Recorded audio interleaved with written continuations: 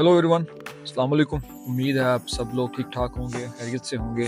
अच्छा, आज की वीडियो में हम बात करेंगे कि टॉप स्किल्स जो कि डेटा साइंटिस्ट को सीखने चाहिए या उनको आने चाहिए। और ये स्किल्स जिनके ऊपर मैं आज बात करूंगा ये मेरे अपने एक्सपीरियंस की बेस पर FMC as a data scientist, तो उसमें मैंने क्या सीखा। अब इसमें कई स्किल्स ऐसे होंगे कि जो मैंने इंडस्ट्री में आने के बाद सीखे और जिनका मुझे एक्सपीरियंस बिल्कुल नहीं था, लेकिन उनमें कई स्किल्स जिनके ऊपर मैं बात करूंगा वो ऐसे हैं कि जिनके ऊपर मेरी ऑलरेडी एक्सपर्टीज जो थी वो बहुत ज्यादा। तो चलते हैं देखते हैं वो स्किल्स कौन कौन से। Top most important skill set है मेरे ख्याल में आप जो कि मैंने एफएमसी पे आके सीखा और मुझे उससे पहले उसका तजुर्बा नहीं था, वो है डेटा पाइपलाइंस। डेटा पाइपलाइंस एक ऐसा वर्क फ्लो या एक ऐसा कोड, एक ऐसा सेटअप है पाइपलाइंस का कि जो कि डेटा को डिफरेंट डेटा बेसिस से लेके आता है आपके वर्किंग इन्वायरमेंट में। अब उसमें हम अपाची एयरफ्लो यूज करते हैं, डेटाब्रिक्स है, स्नोफ्लेक्स आ जाता है, या और बहुत सारे टूल्स हैं। ये चीज जो है ये मेरे लिए बिल्कुल न्यू थी एफएमसी में आने के बाद, लेकिन अब मुझे लगता है कि ये बहुत ही इंपॉर्टेंट चीज है। Modelling, data analysis, data visualisation, ये बात की बात, पहले हमें डेटा चाहिए। डेटा पाइपलाइंस को बिल्ड करने के लिए जो एक इंपॉर्टेंट टूल्स या प्रोग्रामिंग लैंग्वेज है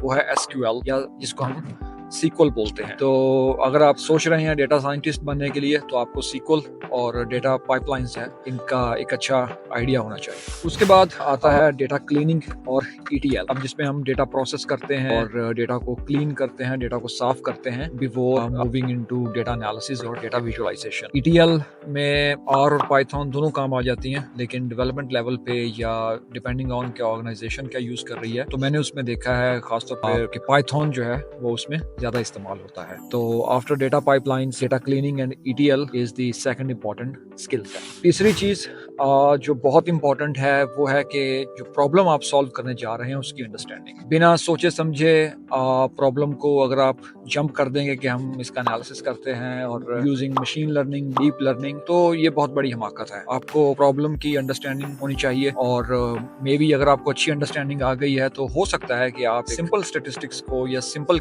मैथमेटिकल कैलकुलेशन से ही उस प्रॉब्लम को सॉल्व कर सकते हैं। अब स्टेटिस्टिक्स मेरा स्ट्रॉन्ग होल्ड है, तो मैंने अपने इंडस्ट्री में आके बड़ी बड़ी ऐसी प्रॉब्लम्स को कि जहां मैंने लोगों को देखा है सोशल मीडिया पे कि they use like very complex algorithms और कम्प्लेक्स पाइपलाइंस, लेकिन हमने उसको एक छोटे से स्टेटिस्टिकल मेजर से ही सॉल्व कर दिया। मिसाल के तौर पर हमने ऐसे स्टेटिस्टिकल मेजर्स यूज किए जैसा कि स्टैंडर्ड डिविएशन, मीडियन, वेरिएंस। उसने ही हमें इतनी यूजफुल इंफॉर्मेशन बता दी कि लोग जो है या अदर एक्सपर्ट्स जो हैं वो बहुत ज्यादा कम्प्लेक्स स्टेटिस्टिक्स को यूज करते हैं चीजों को उनको मालूम करने के लिए। आपको प्रॉब्लम की जो अंडरस्टैंडिंग है वो बहुत अच्छी होनी चाहिए, वो अच्छी होगी सिंपल सोल्यूशन से भी उसको सॉल्व कर सकते। उसके बाद जो इंपॉर्टेंट चीज है वो है डेटा एनालिसिस, उसमें मॉडलिंग भी आ जाता है। जदीद दौर में हम जो ज्यादा प्रॉब्लम्स होती हैं उनको प्रेडिक्शंस का नाम भी दे देते हैं। अगर वो प्रेडिक्शन रिलेटेड प्रॉब्लम है तो डेटा एनालिसिस आपकी स्ट्रॉन्ग होल्ड होना चाहिए, क्योंकि ultimately after data cleaning, data fetching, जो चीज आपने यूटिलाइज करनी है प्रॉब्लम्स को सॉल्व करने के लिए वो है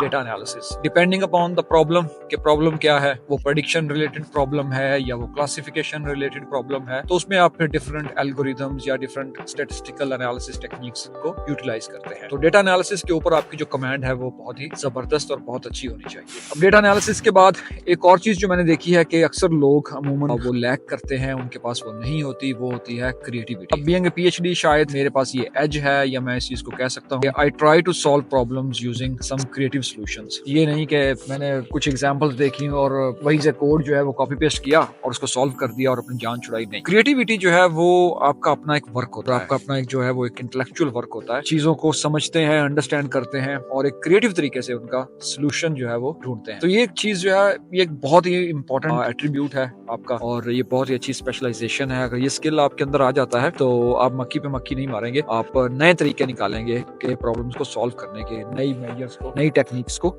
लेके आएंगे। क्रिएटिव सोल्यूशन जो है वो निकालना वो भी आपको आना चाहिए, वो भी एक इंपॉर्टेंट स्किल है to become a good data scientist. उसके बाद ये चीजें अगर आपके अंदर आ गई हैं तो आप चाह रहे हैं कि आप एक अच्छी पोजीशंस में और एक अच्छी ऑर्गेनाइजेशन में काम करें, वो चीज हासिल करने के लिए अब आपको प्रोफेशनल लेवल प्रोग्रामिंग आनी चाहिए। प्रोफेशनल लेवल प्रोग्रामिंग अगर आपका फील्ड अप्लाइड साइंसेज से है तो ये आपके लिए टफ होगा, लेकिन वो लोग जो कंप्यूटर साइंसेज से, इलेक्ट्रिकल इंजीनियरिंग या इंजीनियरिंग की उन ब्रांचेस से जहाँ पे प्रोग्रामिंग सिखाई जाती है, पढ़ाई जाती है, उनके लिए ये चीज आसान होती है क्योंकि उनका वो बैकग्राउंड है। लेकिन अगर आप लोग एक ऐसे बैकग्राउंड से आ रहे हैं जहाँ पे प्रोग्रामिंग नहीं पढ़ाई जाती, लेकिन आपने अपने शौक से वो चीज़ सीखी है, तो आपके लिए टफ हो सकती है। लेकिन इस पे आपको बहुत अच्छा मटेरियल ऑनलाइन मिल जाएगा, आपको बहुत अच्छी जो है वो बुक्स भी मिल सकती हैं। तो ये कोई ऐसी चीज़ नहीं है कि जो अटेन नहीं की जा सकती। प्रोफेशनल लेवल प्रोग्रामिंग आपको आनी चाहिए अगर आप एक अच्छी ऑर्गेनाइजेशन में जाके काम करना चाहते हैं। इसके अलावा एक और चीज़ जो मुझे आती थी, मेरी एक्सपर्टीज थी उसके ऊपर, लेकिन इंडस्ट्री में उसके ऊपर बहुत ज्यादा जोर दिया जाता है, वो है वर्जन कंट्रोल। जैसा कि हम गिटहब यूज करते हैं कि आप जो काम कर रहे हैं या आप जो कोड लिख रहे हैं वो सिर्फ आपके कंप्यूटर पे नहीं पड़ा, बल्कि आप उसको पुश कर रहे हैं एक ऐसे सिस्टम में जहाँ पे कि वर्जन कंट्रोल होता है, आपकी टीम उस कोड को रिव्यू करती है और आपको सजेशंस देती है। तो गिटहब एक इंपॉर्टेंट स्किल है,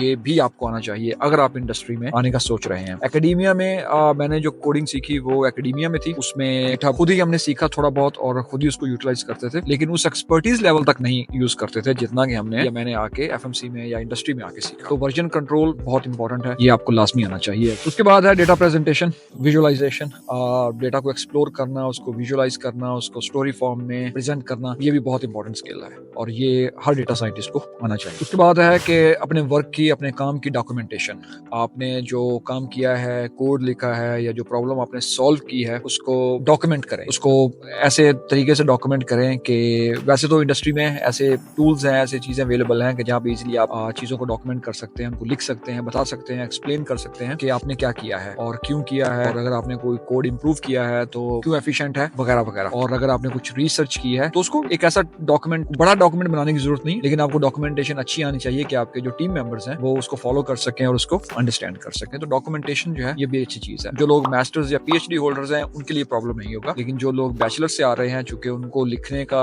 या इतना ज्यादा मौका नहीं मिलता या वो लिखना भी चाहते नहीं, उनकी प्रैक्टिस इतनी नहीं होती, तो उनके लिए एक चीज प्रॉब्लमेटिक हो सकती है। लेकिन being a PhD documentation, I love that, ये मुझे कभी भी टफ नहीं लगा। फिर एक चीज जो मैंने यहाँ पे इंडस्ट्री में आके सीखी जो मुझे बहुत ही अच्छी लगी वो थी टीम वर्क और उसके साथ हेल्प करने की एबिलिटी आपकी अपने टीम मेंबर्स को। मैंने देखा कि यहाँ पे जब मैं नया इंडस्ट्री मैंने ज्वाइन की, कंप्यूटर सेटअप करना, इन्वायरमेंट सेटअप करना आपके लिए इंपॉर्टेंट होता है। अब मैं चूंकि एकेडमिया का आदमी था तो हम वहाँ पे खुद ही धक्के खाते थे, खुद ही कोशिश करते थे, मतलब सर मारते थे। लेकिन यहाँ पे आके एवरी स्टेप पे आपसे कोई टूल इंस्टॉल नहीं हो रहा, कहीं प्रॉब्लम है, आपका आईटी डिपार्टमेंट है, आपके कोलीग्स कुछ ऐसे होंगे जो कि नर्ड होंगे, विजर्ड होंगे कंप्यूटर के, वो बिल्कुल उठ के आके आपकी हेल्प करेंगे आपके डेस्क के ऊपर। आपने जस्ट उनको बताना है कि मुझे ये प्रॉब्लम आ रही है। और वैसे भी इंडस्ट्री में ये होता है कि जब अर्ली मॉर्निंग मीटिंग्स हो रही होती हैं तो उसमें पूछते हैं कि आपका ब्लॉकर क्या है, आज कोई चीज ऐसी जो कि आपको ब्लॉक कर रही है, खुल के आप उसमें बताते हैं तो टीम जो है मेक श्योर करती है कि आपको वो ब्लॉकर जो है वो खत्म हो जाए। अगर आपको कोई एरर आ रहा है तो उसको कोलीग्स आपके मिलकर काम करते हैं। सेम चीज आपसे एक्सपेक्ट की जाती है कि अगर आप ऐसे टीम वर्किंग एनवायरनमेंट में काम कर रहे हैं तो आप में भी ये एबिलिटी और आपकी खासियत होनी चाहिए कि आप अपने टीम मेंबर्स की हेल्प करें। उसके बाद एक चीज मैं बार बार दोहराता हूँ वो है सॉफ्ट स्किल्स और कम्युनिकेशन। ये बहुत इंपॉर्टेंट है। आप एक टॉप नॉच डेटा साइंटिस्ट बन जाते हैं, प्रोग्रामिंग आपकी अच्छी है, डेटा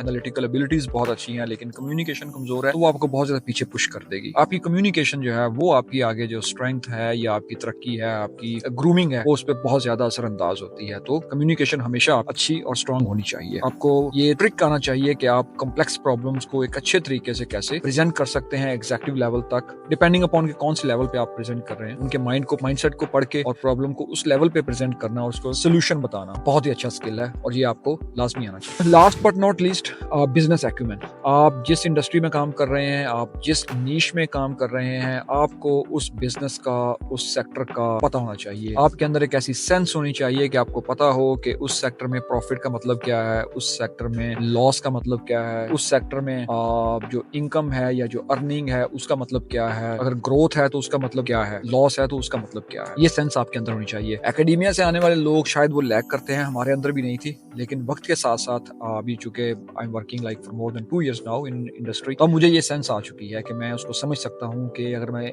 ये काम हम करेंगे और इस तरह करेंगे तो इसमें हमारा प्रॉफिट है, इसमें हमारी सेविंग है, अगर नहीं करेंगे तो इससे हमारा मॉनेटरी लॉस कहाँ पे हो सकता है और कहाँ पे हो रहा है, और अल्टीमेटली वो लॉस जो है वो जाके हमारे ओवरऑल बिजनेस को इम्पैक्ट करता है। तो बिजनेस एक्यूमेन ये इंपॉर्टेंट चीज है, टफ है लेकिन डेवलप कर सकते हैं, उसके बारे में स्टडी करके वीडियोस देख सकते हैं। आज तो इतना हर चीज मवाद जो है या मटेरियल है मौजूद है। फिर चैट जीपीटी का दौर है, जेन एआई है, नित नए मॉडल्स हर डेली बेसिस पे आ रहे हैं। तो ये कोई ऐसी चीज नहीं है कि हम उसको सीख नहीं सकते, इसको बिल्कुल हम सीख सकते हैं, थोड़ा सा टाइम और डेडिकेशन की जरूरत है। तो business acumen is also important. उसके बाद कुछ टर्शरी या सेकेंडरी स्किल्स हैं, उसमें क्लाउड कंप्यूटिंग है और मशीन लर्निंग ऑप्स है। अगर आप का इंटरेस्ट है उन चीज़ों में, उसमें हमारे पास डॉकर, कुबरनेटीज है, ML फ्लो, CI/CD पाइपलाइंस है कि जब हमने डेटा एनालिसिस कर लिया, मॉडल बिल्ड कर लिया, अब उस मॉडल को डिप्लॉय करना है, तो उनके लिए इन चीज़ों की ज़रूरत होती है। वैसे तो जो डेटा साइंस टीम्स होती हैं उनके पास ML ऑप्स इंजीनियर्स होते हैं जिनका काम ये होता है। आपका काम है चीज़ों को या डेटा को एक्सप्लोर करना, मॉडल बिल्ड करना, फाइंडिंग्स ढूंढना एंड